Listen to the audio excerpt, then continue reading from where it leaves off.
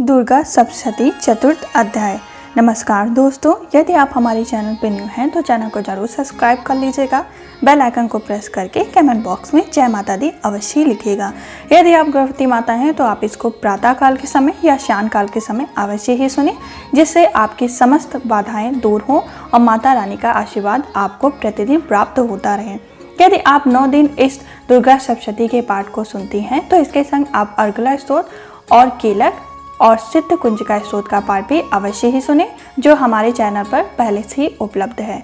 उसको सुनने मात्र से आपको दुर्गा सप्तशती के पाठ का फल प्राप्त होगा। चतुर्थ अध्याय जो यहाँ से प्रारंभ होता है। इंद्रादि देवताओं द्वारा देवी की स्तुति। सिद्धि की इच्छा रखने वाले पुरुष जिनकी सेवा करते हैं तथा देवता जिन्हें सब ओर से घेरे रहते हैं, उन जया नाम वाली दुर्गा देवी का ध्यान करें। उनके श्री अंगों की आभा काले मेघ के समान श्याम है। वे अपने कटाक्षों से शत्रु समूह को भय प्रदान करती हैं। उनके मस्तक पर आबाद चंद्रमा की रेखा शोभा पाती है। वे अपने हाथों में शंख, चक्र, कृपाण और त्रिशूल धारण करती हैं। उनके 3 नेत्र हैं। वे सिंह के कंधे पर चढ़ी हुई और अपने तेज से तीनों लोगों की परिपूर्ण कर रही हैं। ऋषि कहते हैं, अत्यंत पराक्रमी दुरात्मा महिषासुर तथा उसकी दैत्य सेना के देवी के हाथ से मारे जाने पर इंद्र आदि देवता प्रणाम के लिए गर्दन तथा कंधे झुकाकर उन भगवती दुर्गा का उत्तम वचनों द्वारा स्तवन करने लगे। उस समय उनके सुंदर अंगों में अत्यंत हर्ष के कारण रोमांच हो आया।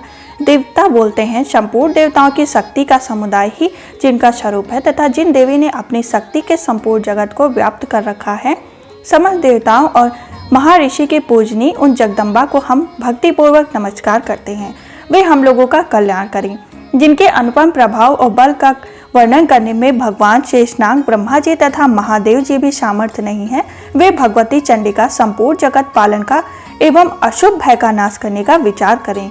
जो पूर्ण आत्माओं को घेरों में स्वयं ही लक्ष्मी रूप और पापियों के यहाँ दलितता का रूप, शुद्ध अंतःकरण वाले पुरुष के हृदय में बुद्धि रूप में, सत्पुरुषों में श्रद्धा रूप में तथा कुलीन मनुष्य में लज्जा रूप से निवास करती हैं, उन आप भगवती दुर्गा को हम नमस्कार करते हैं। देवी, आप संपूर्ण विश्व का पालन कीजिए। देवी, आपके इस अचित रूप का असुरों का नाश करने वाले भारी पराक्रम का तथा समस्त देवताओं और दैत्यों के समक्ष युद्ध में प्रकट किए हुए आपके अद्भुत चरित्रों का हम किस प्रकार वर्णन करें। आप संपूर्ण जगत की उत्पत्ति में कारण हैं।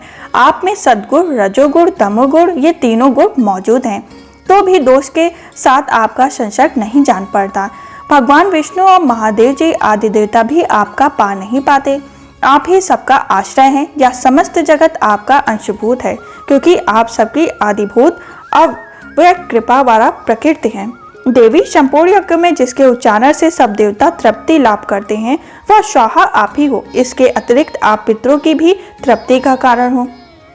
अतएव जो लोग आपको श्रद्धा भी कहते हैं, देवी, जो मोक्ष की प्राप्ति का साधन है, अचित महाव्रत स्वरूपा है, समस्त दोषों से रहित, जितेंद्र तत्व का ही सार वस्तु मानने वाली तथा मोक्ष की अभिलाषा रखने वाले मुनिजन जिसका अभ्यास करते हैं, आप शब्द रूपा हो। अत्यंत निर्मल ऋग्वेद, यजुर्वेद और उदित के मनोहर पदों के पाठ से युक्त सामवेद का भी आधार आप ही हो। आप देवी हो, त्रयी हो और भगवती हो। इस विश्व की उत्पत्ति एवं पालन के लिए आप ही वार्ता, खेती एवं आजीविका के रूप में प्रकट हुई। आप संपूर्ण जगत की घोर पीड़ा का नाश करने वाली हो। देवी, जिससे समस्त शास्त्रों के सार का ज्ञान होता है, वह मेधा शक्ति आप ही हो।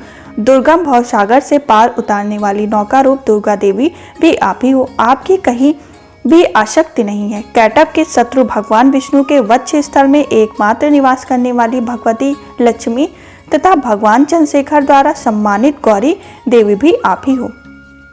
आपका मुख मंद मुस्कान से सुशोभित, निर्मल पूर्ण चंद्रमा के बिंब का अनुकरण करने वाला और उत्तम सुवर्ण की मनोहर कांति के कामनी है, तो भी उसे देखकर महिषासुर को क्रोध हुआ और सहसा उसने उस पर प्रहार कर दिया। यह बड़े आश्चर्य की बात है। देवी, वही मुख जब क्रोध से युक्त होने पर उदयकाल के चंद्रमा की भांति लाल और तनी हुई भवों के कारण विकराल हो उठता है, तब उसे देखकर जो महिषासुर के प्राण तुरंत ही निकल गए। यह उससे भी बढ़कर आश्चर्य की बात है, क्योंकि क्रोध में भरे हुए यमराज को देखकर भला कौन जीवित रह सकता। देवी, आप प्रसन्न हो। परमात्मा स्वरूपा आपके प्रसन्न होने पर जगत का अभ्युदय होता है और क्रोध भी भर जाने पर आप तत्काल ही कितने कुलों का सर्वनाश कर डालते हो। यह बात अभी अनुभव में आई, क्योंकि महिषासुर की यह विशाल सेना क्षण भर में आपके कोप से नष्ट हो गई। सदा अभ्युदय प्रदान करने वाली आप जिन पर प्रसन्न रहती हो वे ही देश में सम्मानित हैं। उन्हीं को धन और यश की प्राप्ति होती है। उन्हीं का धर्म कभी शिथिल नहीं होता तथा वे ही अपने हष्टपुष्ट स्त्री पुत्र और भ्रातों के साथ धन मान जाते हैं। देवी आपकी ही कृपा से पुणात्मा पुरुष प्रतिदिन अत्यंत श्रद्धापूर्वक सदा सब प्रकार के धर्म अनुकूल कर्म करता और उसके प्रभाव से स्वर्गलोक में जाता है। इसलिए आप तीनों लोगों को में निश्चय ही मनवांछित फल देने वाली हैं। माँ दुर्गे, आप स्मरण करने पर सब प्राणियों का भय हर लेती हैं और स्वस्थ पुरुषों द्वारा चिंतन करने पर उन्हें परम कल्याणमयी बुद्धि प्रदान करती हैं। दुख, दरिद्रता और भय हरने वाली देवी आपके सिवा दूसरी कौन है, जिसका चित्त सबका उपकार करने के लिए सदा दायित्व रहता है। देवी, इन राक्षसों के मारने से संसार को सुख मिले तथा ये राक्षस चिरकाल तक नरक में रहने के लिए भले ही पाप करते रहे हों, इस समय संग्राम में मृत्यु को प्राप्त होकर स्वर्गलोक में जाएं। निश्चित ही यह यही सोचकर आप शत्रुओं का वध करती हैं। आप शत्रुओं पर शास्त्रों का प्रहार क्यों करती हैं? समस्त असुरों के दृष्टिपात मात्र से ही भस्म क्यों नहीं कर देती? इसमें एक रहस्य है। ये शत्रु भी हमारे शास्त्रों से पवित्र होकर उत्तम लोकों में जाएं। इस प्रकार उनके प्रति भी आपका विचार अत्यंत ही उत्तम रहता है। खड्ग के तेज पुंज की भयंकर दीप्ति से तथा आपके त्रिशूल के अग्रभाग की घनीभूत प्रभा से चौंधिया कर जो असुरों की आंखें फूट नहीं गई, उसमें कारण यही था कि वे मनोहर रश्मियों से युक्त चंद्रमा के समान आनंद प्रदान करने वाले आपके सुंदर मुख का दर्शन करते थे। देवी, आपका शील दुराचारियों के बुरे बर्ताव को दूर करने वाला है। साथ ही यह रूप ऐसा है जो कभी चिंतन में भी नहीं आ सकता और जिसकी कभी दूसरों से तुलना भी नहीं हो सकती, तथा आपका बल पराक्रम तो उन दैत्यों को भी नाश करने वाला है जो सब कभी देवताओं के पराक्रम को भी नष्ट कर चुके हैं। इस प्रकार आपने शत्रुओं पर भी अपनी दया ही प्रकट की है। वरदायिनी देवी, आपके इस पराक्रम की किसी के साथ तुलना हो सकती है तथा शत्रुओं को भय देने वाले एवं अत्यंत मनोहर ऐसा रूप भी आपके सिवा और कहाँ। हृदय में कृपा और शुद्ध में निष्ठुरता, ये दोनों बातें तीनों लोगों के भीतर केवल आप में ही दिखाई गई हैं। मात, आपने शत्रुओं का नाश करके इस समस्त लोक की ही रक्षा की है। उन शत्रुओं को भी युद्ध भूमि में मारकर स्वर्गलोक में पहुंचाया तथा उन्मत्त दैत्य से प्राप्त होने वाले हम लोगों के भय को भी दूर कर दिया। आपको हमारा नमस्कार है। देवी, आप शूल से हमारी रक्षा करें। अंबिके, आप खड्ग से भी हमारी रक्षा करें तथा घंटा की ध्वनि और धनुष की टंकार से भी हम लोगों की रक्षा करें। चंडिके, पूर्व, पश्चिम और दक्षिण दिशा में आप हमारी रक्षा करें तथा ईश्वरी, अपने त्रिशूल को घुमाकर आप उत्तर दिशा से भी हमारी रक्षा करें।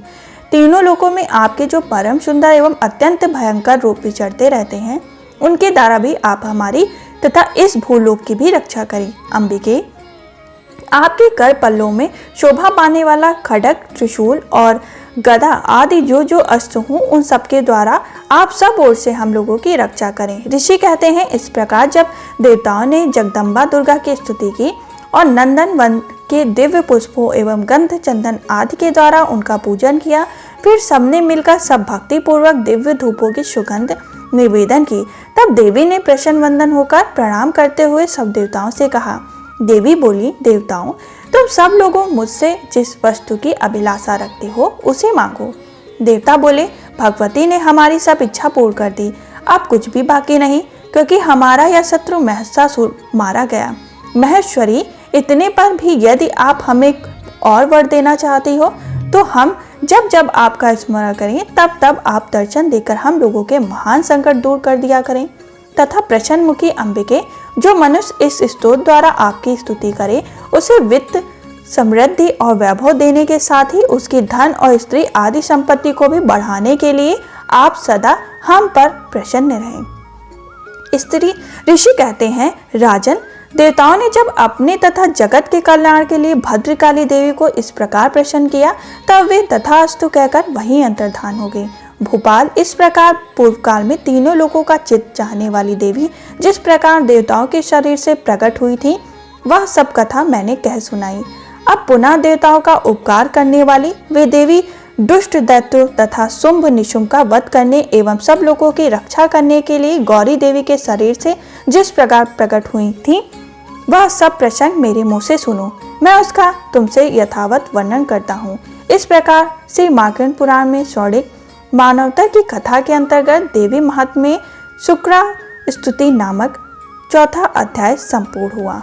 यदि आप इस अध्याय को सुनते हैं तो इसके तुरंत बाद आप कुंजिका स्तोत्र का पाठ भी अवश्य सुनें, जिससे माता रानी आपकी समस्त मनोकामनाएं पूर्ण करके विघ्न बाधाओं से आपको दूर रखें। शत्रुओं, जो भी शत्रु आपके ऊपर प्रहार करना चाहते हैं, जो भी कोई भी बलाय बाधा है, उन सबको भी आपसे बहुत दूर रखेंगी और आपकी हमेशा रक्षा करेंगी। ऐसी कामना के संग हमारा पाठ यहीं पे संपूर्ण हुआ। जय माता दी।